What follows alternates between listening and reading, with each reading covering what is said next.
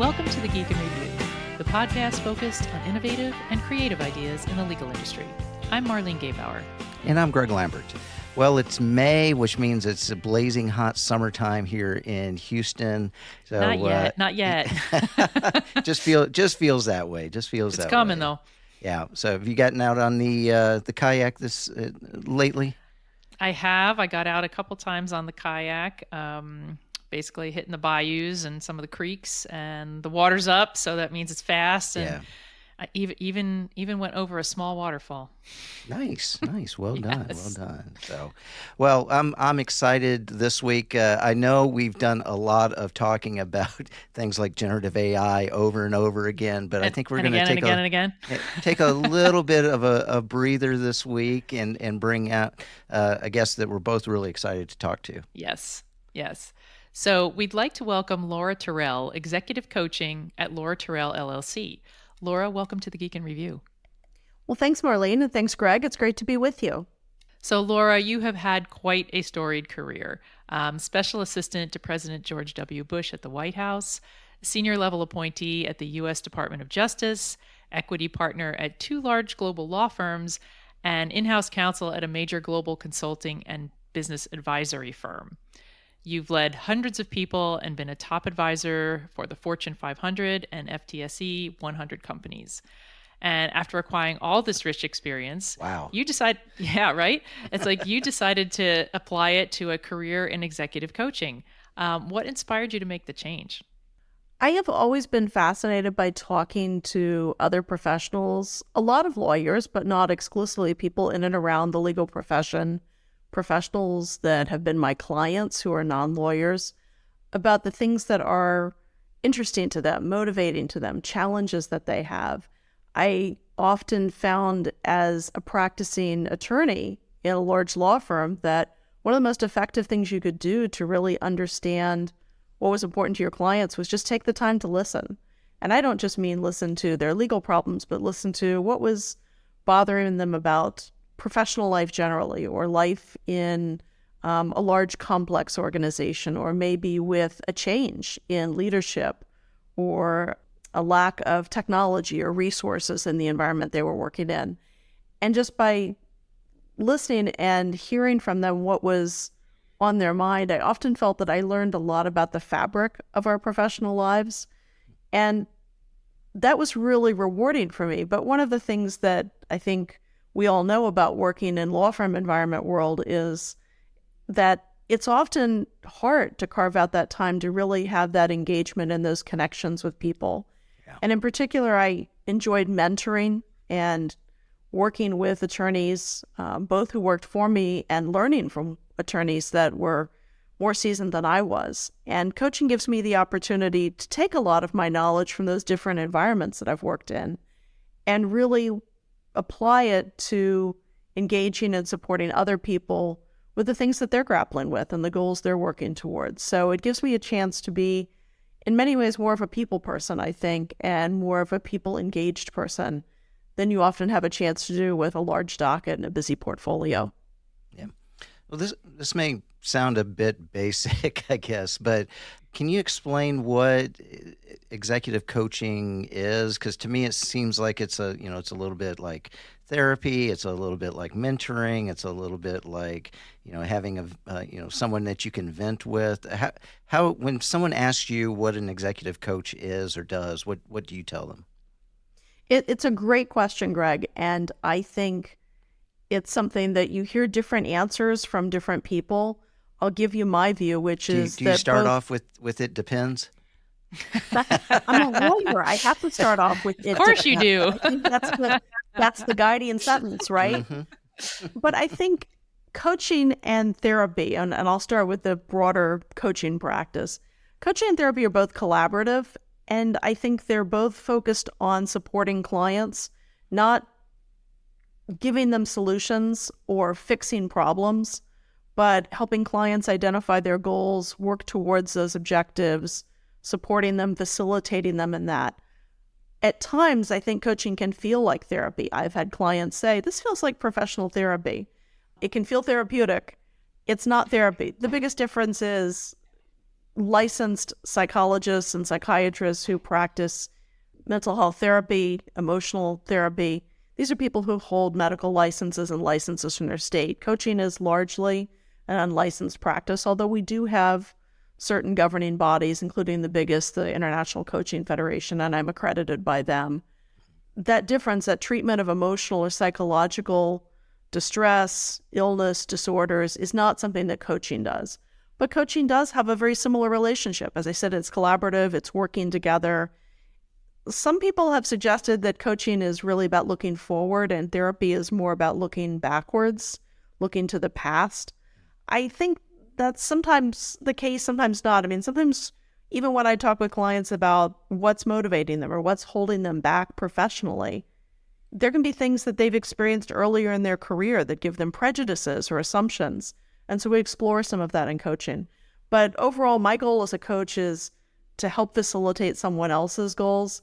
I don't set the agenda. I don't tell you what the solution is. I don't tell you where to go. I'm really here to help support your exploration of the things that are important to you. So when clients come to me, they usually either have a goal in mind or they have something that's on their mind. Maybe they think they need to make a transition or they think it's time for a change in their professional career, often at a very high level or in a high stress environment. And they're trying to think about what that change looks like. So sometimes we're identifying that change together. Sometimes they're in that exploratory phase. Sometimes they have a pretty clear idea of where they want to go. Maybe it's to make partner in a firm, make a transition out of government into private practice or vice versa. There are things that they have a clear idea and objective about that we work through. Is that helpful to understanding a little bit? Yeah, Absolutely. And one quick follow-up. Is this something that you schedule out in advance, or are you kind of on a as needed basis? What's the formula that you have to stay in touch with your clients? It really varies from client to client. My general mantra is for clients to work at their own pace. And that means I have clients that I connect with on a weekly basis and we talk in between, maybe over email or text. Maybe they send me some thoughts on something and ask for feedback. I have clients that I work with over a more extended period. Maybe we meet once a month or as they're checking in on their milestones. And then some people that have long-term goals that require a lot of strategic planning, such as working towards partnership in a law firm, can be a much longer-term client over maybe the course of a couple of years. So, Laura, you also have some side gigs, general counsel to a nonprofit and investing in women-owned businesses. How important is it to you to have multiple business interests? Well, I like to think that I have a lot of different interests, including my family and personal things that I do. Focusing on women-owned and women-founded businesses, women-led businesses has been something I did even when I was in private practice. It was something that I did for a couple of reasons. I felt like it gave me a chance to learn the business side of companies, startups, new initiatives in a way that I didn't always see as the lawyer in the room being asked for legal advice. I was also just passionate about supporting women and seeing them advance and being able to get funding as starters. I've been involved with a couple of different funds and opportunities. I also coach entrepreneurs who are looking to start businesses or looking to scale businesses. And I've found that very rewarding as well. Is it a variety of areas or do you have a It particular is a area that variety you of focus? areas. I think I'm interested in less the type of business than the type of entrepreneur and what their background and experience is, how they come to that. I just really enjoy connecting with people and learning about a lot of things that I did not see in my particular area of practice as an attorney. A lot of startup, venture capital, funding, scaling, Series A, Series B offerings, things I've learned a lot about through that. So it's been an education for me, and that's been a real pleasure as well.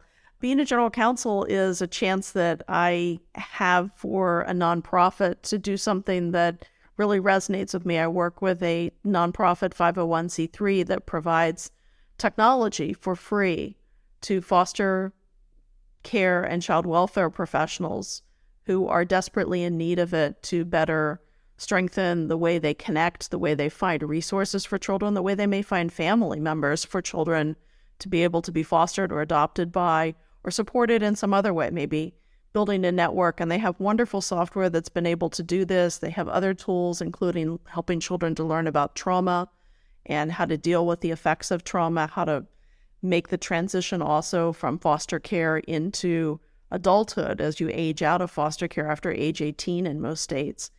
And I just love the mission behind this organization. The women that founded it are tremendous. They had a need for legal counsel.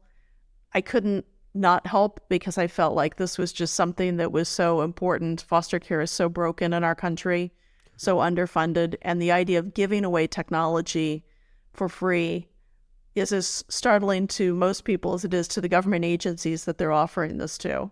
But it's wonderful work. It's made a real difference, and it's used by a number of organizations. The organization is Connect Our Kids, and you can find out more about them at their website, but I just love working with them. Oh, good. That's doing good works there. My son has 3 foster kids right now, and just the system itself is so hard to understand, so hard to work through. So if any organization, any type of government agency needed some help, that is definitely way up on the list. So good job. Let's talk about executive coaching in what we consider the very unique industry of law firms and legal departments.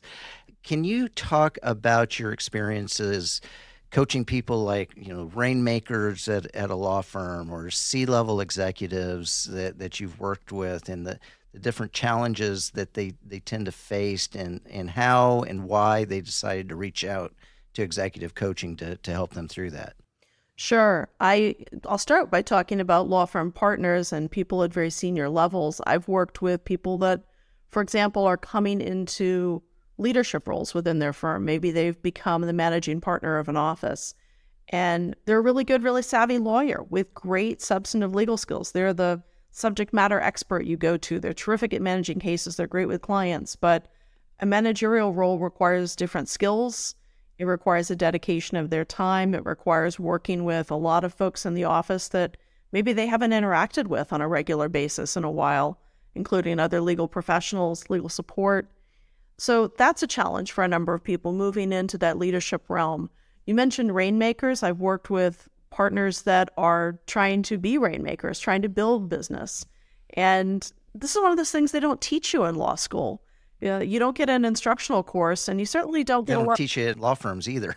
And they don't, you took the words right out of my mouth, Greg. They don't teach you in law firms either. And you're told, your client is, the partner you work for, and you'll develop business on your own. And one day you arrive at this place where people are saying, if you want to make partner, or if you want to succeed in this firm, you want to bring in business. And so we talk a lot about the skills needed to build that business, what some different techniques are, and that there's also not one unique size that fits all, or one unique approach, if you will, to business development. It's varied, it's personal.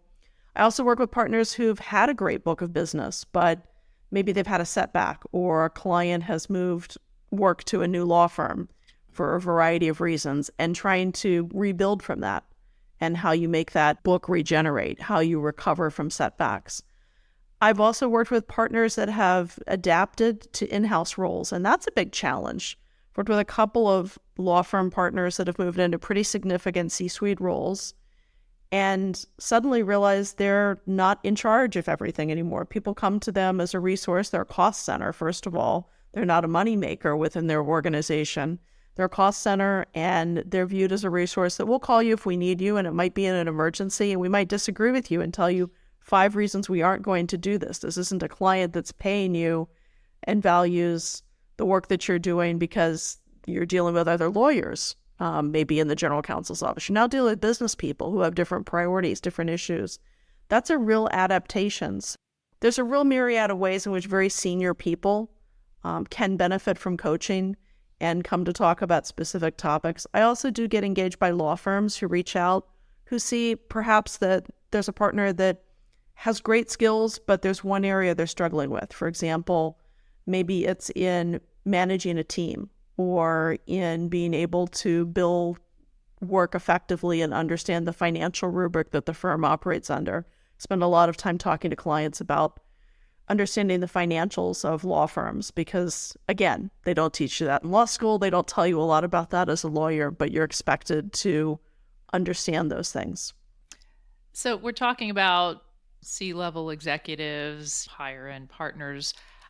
How about people who are just starting their careers? So, how do you approach executive coaching for lawyers who are just at the start of their career? And what are some common issues that you help them navigate?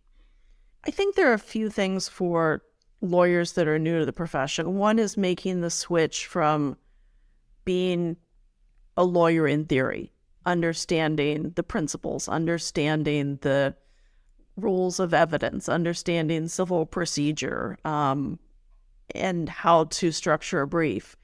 But navigating within a new organization and understanding what's not only expected of you as a lawyer, but what's expected of you as a team contributor, what's expected of you as somebody that is going to take charge of their own personal and professional development within the firm or the government agency or the nonprofit that you're working for, the in-house role, is something that's really foreign. And I find for new lawyers, helping them to think about how they find the resources to educate themselves and develop their careers in the organization they're in, getting feedback.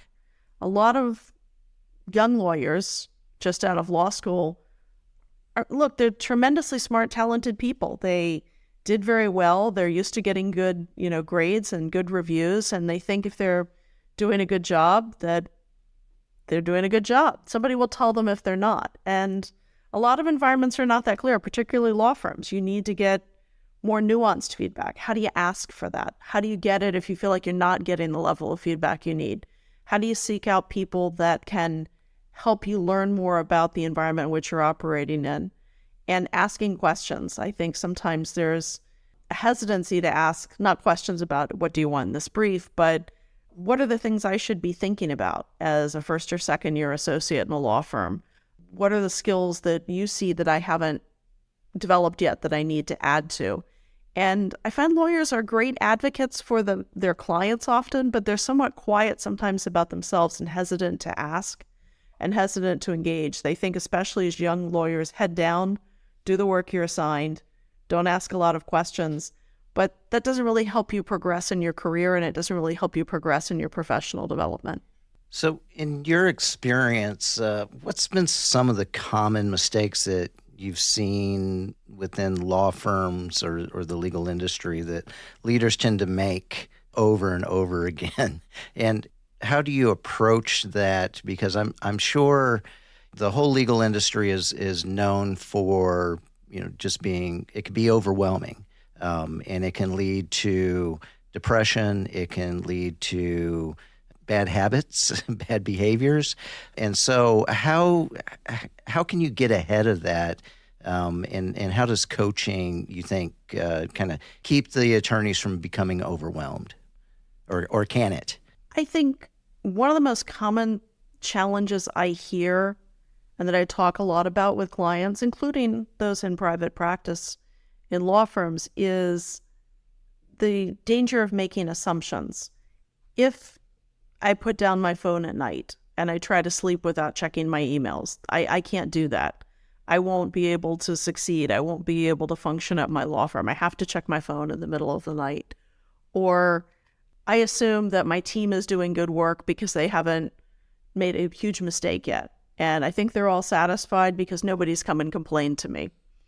Or I believe everybody wants flexibility in our office, and we've offered them flexibility. That's the extent of what we need to do to be able to meet a post-COVID working world. We've given them flexibility to work 2 days a week remote. The COVID has passed us. That's what we need to do. I think as humans, we tend to make assumptions about things. So when I hear somebody making an assumption, I don't think, oh, that's terrible. I think I've made assumptions like that. I've assumed that certain things are the case without asking or investigating. If you've got a team that you think is functioning on all cylinders because nothing's gone wrong and nobody's come to you, that may be true, but it's worth doing check-ins. It's worth talking to the team members that you work with.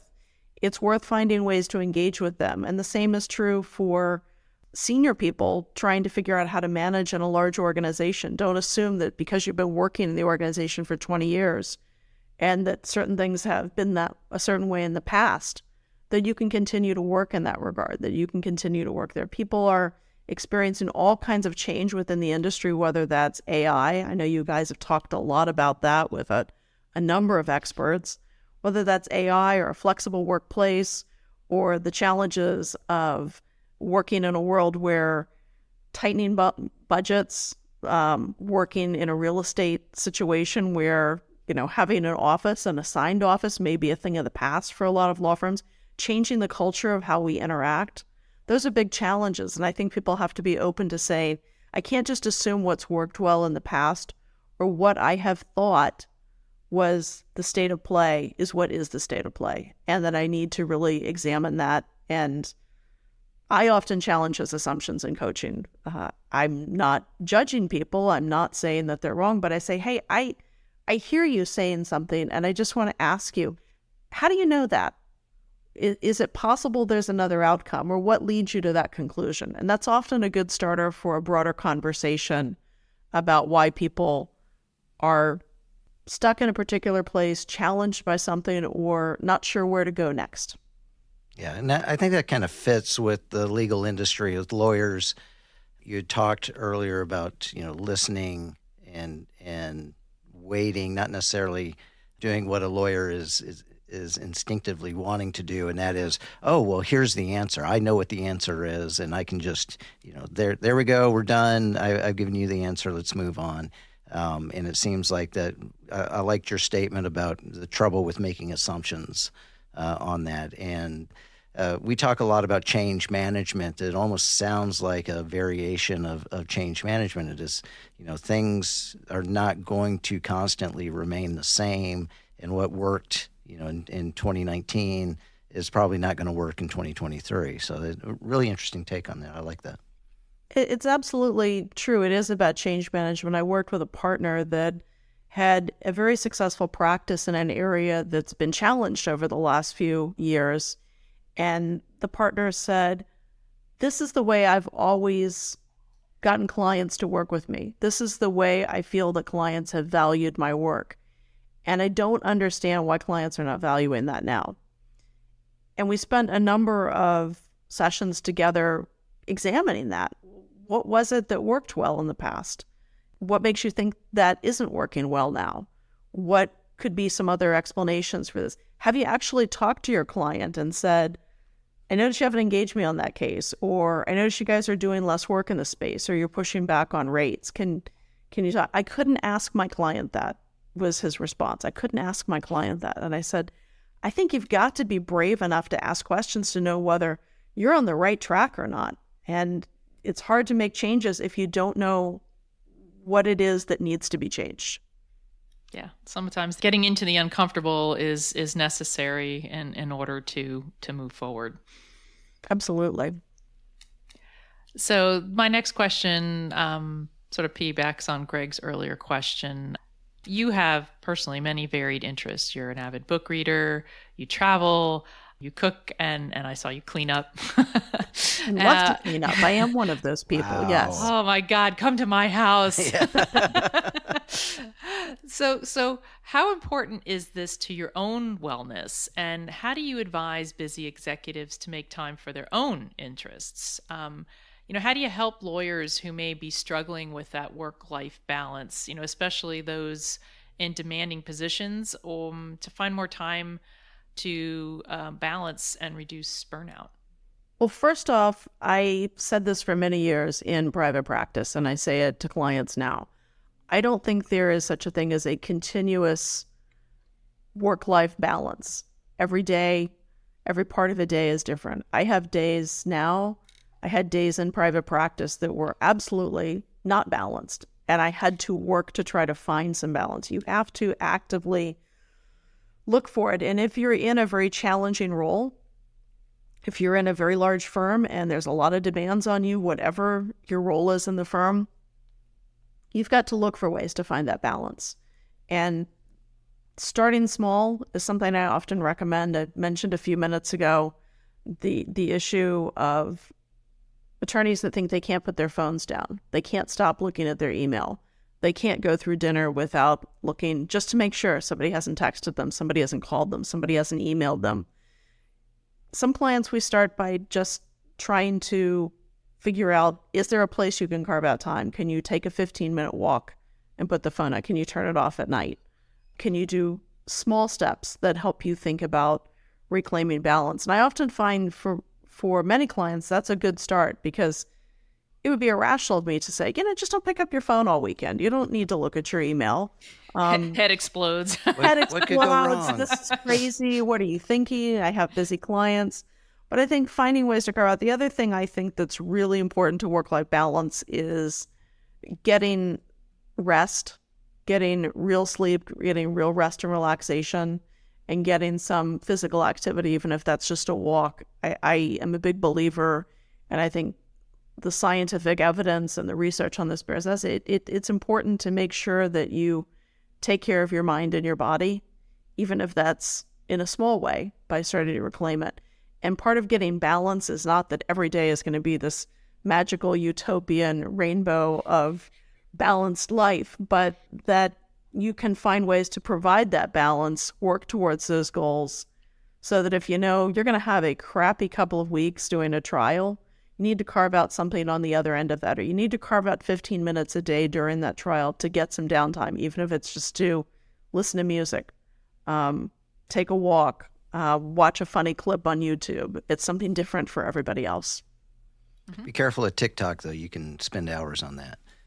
Don't go down the rabbit hole. No, that's set a timer if you have to.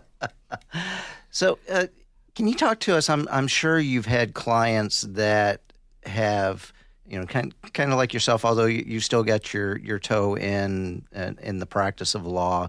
But there are going to be some people that get to a point in their life where they may want to either take a break or do something different. So how do you approach coaching for lawyers when they may be looking at a significant career change, such as moving from legal practice to taking a non-legal role somewhere, and some of the challenges that they may have during that transition? What's some of the ways that you approach that? I like first to explore with them what's motivating them to make this change. What is it that they think is a good reason for this change for them? And that's not to say it's, again, a bad reason. I just want to better understand. If you tell me you want to leave the practice of law and you'd like to be owning a bookstore, being a private chef, or an Indy 500 car driver, I fully believe that's something you want to do. I want to just understand why it is and what you think will be different, why you want that difference. I sometimes find that when people have an idea of what they want to do, they don't really have yet an understanding of how that would work in a practical respect. It's a little bit like making a transition from working full-time to full-time retirement. And I do have clients that are in that transition phase of their careers. And exploring what that might look like. What would your day look like? What would you do during the day as you were retired, or as you were a bookstore owner or a chef? How would you go about that? What's motivating? What do you know about owning a business if you're going to be the restaurant owner or the bookstore owner? What do you know about, how much time you'd want to spend each day on this or that? And who do you know that does that? Have you talked to them? Do you know how they have fared in that? Because I find often, whether it's moving from being a practicing lawyer to something else using your legal and your non-legal skills, or just moving to another area of law or another type of practice, people have, again, assumptions and ideas about things. But I think it's really important to spend a little time exploring, even if that's spending some time with a client in-house, if you're thinking about moving in-house, and asking them what their day is like, what the challenges are, what the stresses are. It's critical to have an understanding of what your goal is and what you're moving towards. I think lawyers want to be definitive. As you say, they want to give a solution. They want to say, I have the answer. And the answer is, this is what I want to do. But sometimes it takes a little more self-exploration and giving yourself a little more time and permission to look at what might be there. And it might be that you're looking at being a bookstore owner, but really you don't want the business side of the ownership. You want to be interacting with customers, or you want to be able to be reading the books, maybe editing or writing, or something else is a better fit. But finding that is really critical. So, Laura, now's the part where we ask all of our guests to look into their crystal ball and tell us some changes or challenges they see over the next 2 to 5 years. So, what do you see in your crystal ball? Gosh, there is so much. I think, first of all, I wish I could go back in my crystal ball a few years and tell you that there was going to be COVID and we were going Get to in the change time how we machine. work. Yeah. I wish I had the time machine in the other direction. Yeah. I think a couple of things come to mind. You all have talked about many of them. I think for the legal industry, COVID and remote work and work from home have really changed the legal industry's approach to technology. It's been an industry that's been historically behind, I think, others in developing the tools that are necessary and, frankly, can be leveraged to greater success and greater benefit for both individual attorneys and their organizations.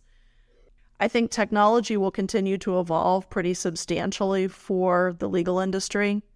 AI is certainly a huge part of that. I think a lot of law firms are going to need to grapple with maybe some unintended or an unexpected consequence of AI, one of which is trying to figure out how you train young lawyers and young professionals in firms, paralegals, legal assistants as well, to be able to understand how do you leverage this without having it become something that is replacing you in your role or something that is dangerous to use because you're using somebody else's words, or it's thinking of ChatGPT here. You're using somebody else's creation.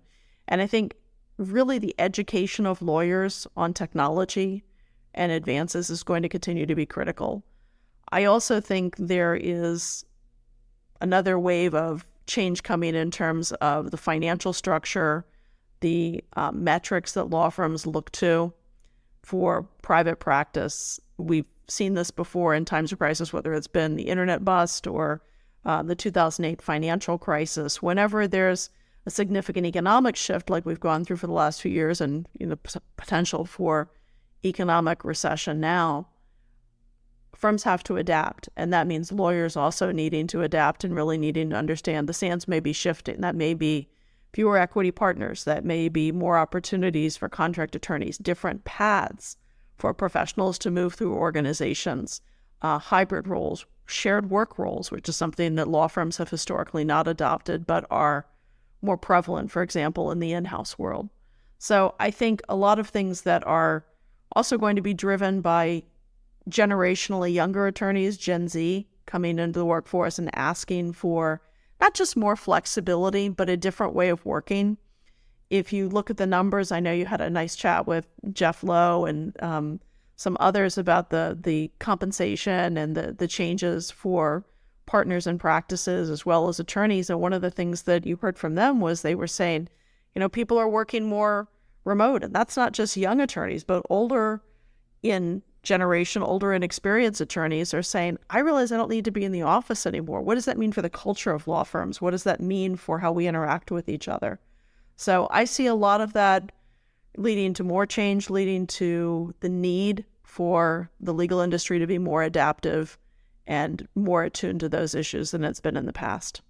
I think that's a pretty good projection there. So, well, Laura Terrell, Executive Coaching at Laura Terrell, LLC. I want to thank you very much for taking the time to come in and talk with us today. This has been very educational. It's been a pleasure. Thank you both. I'm a big fan of the podcast, so it's a delight to be a guest. And while Marlene is chasing her dog, I want to thank all the listeners for taking the time to listen to the Geek and Review podcast as well. If you enjoy the show, go ahead and share it with a colleague. We'd love to hear from you, so reach out to us on social media. Marlene, where can you be found on social media? Can you get between the dog? Maybe. I can be found at Gaybauer M on Twitter. And I can be reached at Glambert on Twitter. While Georgie is barking. Laura, how about you? Where can people reach out to find out more about you? You could find me mostly on my website, lauraterrell.com, LauraTerrell. I'm also on Insta at Laura Terrell Coaching and on LinkedIn, of course. So happy to connect in any of those places. And listeners can also reach out to us via voicemail on our Geek and Review hotline at 713-487-7821. And as always, the music you hear is from Jerry David DeSica. Thanks, Jerry. Go ahead, Marlene. Go ahead. We'll do a little background. This can be our cold open. All right. I Bye, give you hot Marlene. dog. Bye, Georgie.